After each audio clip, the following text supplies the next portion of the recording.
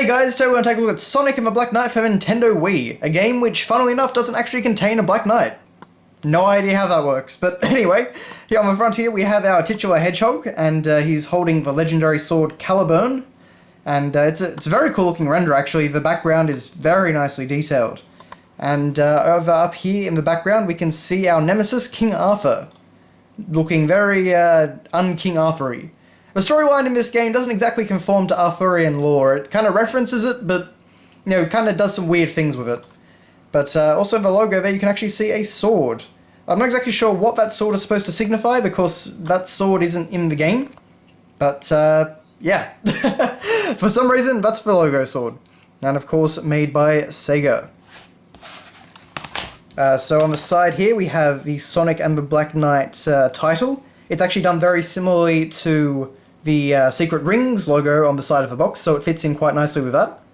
And interesting enough, actually, this is the PAL Australian box. I'm pretty sure on the American one it says the Storybook Saga or something like that. It doesn't actually do that on this box, for whatever reason. But yeah, at one point there was actually going to be a continuous Storybook Series, it seems. But unfortunately that series only got 2 games, or perhaps I should say fortunately. So, join the Arthurian legend and fight in a brand new quest. Are you worthy? And of course we have Sonic there dashing, and you know, Shadow, Knuckles, and actually no Blaze, for whatever reason. She is also one of the Knights of the Round Table in the game, but apparently they chose to exclude her from the box. A little bit weird, okay? So wield a legendary mighty sword. Battle against up to 3 friends. Explore King Arthur's world.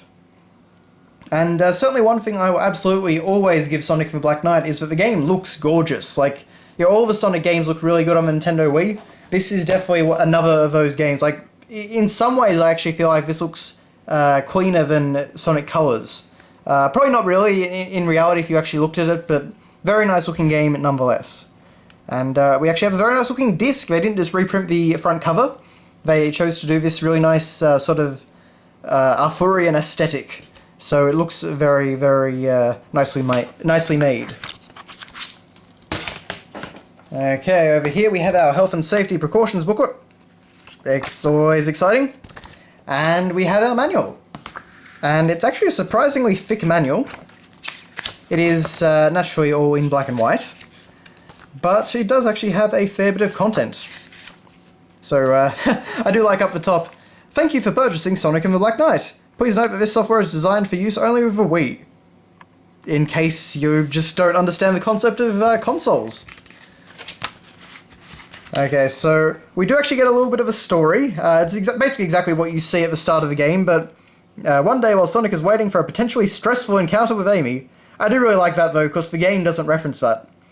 He's abruptly summoned into a book with King Arthur and the Knights of the Round Table by a frantic sorceress named Melina. The young sorceress is being hunted down by King Arthur himself and begs Sonic to help her save the fabled kingdom. The weird thing about the intro to this game is that Sonic actually proves himself to be incredibly good without the sword. Like, he takes out the entire underworld army that's in the vicinity just by himself with his normal abilities. The spin dash, basically. So, the fact that we actually need the sword is a little bit weird, but of course we have our character bio. And then we have our basic actions, and naturally, I like to always call back to Super Mario 64 with this sort of manual, but we see renders for each of Sonic's different moves. And Sonic and the Black Knight, I feel, would be an infinitely better game if we didn't have to waggle. And I'm a guy that actually usually quite likes, you know, wiggling the Wii Remote to swing a sword, but in this game, it's very imprecise. Like, it is some of the worst waggle I've ever experienced, in my honest opinion. Sonic kind of always has a delay to him, which I find rather frustrating. Which is a shame, because a lot of the level aesthetics and ideas are actually quite interesting, and there are actually some cool set pieces in the game. The blacksmith screen, so you can add equipment to Sonic and change your different styles, your Knight style, Paladin style, Cavalier style. Lots of cool stuff like that, so it's just kind of a shame. I don't actually think a lot of the content in the game is good enough to actually warrant spending all the time to do all the extra stuff and unlock all the equipment and identify all the items in the game and things like that. There is a multiplayer mode, which I unfortunately have never actually had the opportunity to play, But, you know, I imagine that could be a bit of fun. But, yeah, it's just not a... there's nothing too exciting in this manual. Nice little sword shadow over there. Not exactly sure which sword that's supposed to be, but whatever. We've already been down that road with the logo. And interesting enough, actually, this uses PhysX, which was NVIDIA's proprietary... I don't exactly know what you'd say, but essentially you could break things down into small chunks and they would all function organically, rather than having to add physics programming or set the whole thing up ahead of time. So I don't really remember any examples of that in the game, but I guess it was there. And then we get an ad for Play Sega, which I'll be honest, I actually don't remember at all. Some sort of initiative by Sega Australia though, so there you go. But that is your look at Sonic and the Black Knight on the Nintendo Wii. As I say, not a terrible game. I kind of like to think of it as the stepping stone out of the bad era. You know, this and Unleashed were kind of...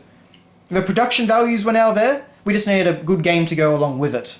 So, yeah, it was kind of a step towards Colors and Sonic 4 Episode 1, Generations, you know, those sort of much better games. But thank you very much for watching, guys, and I'll see you next time.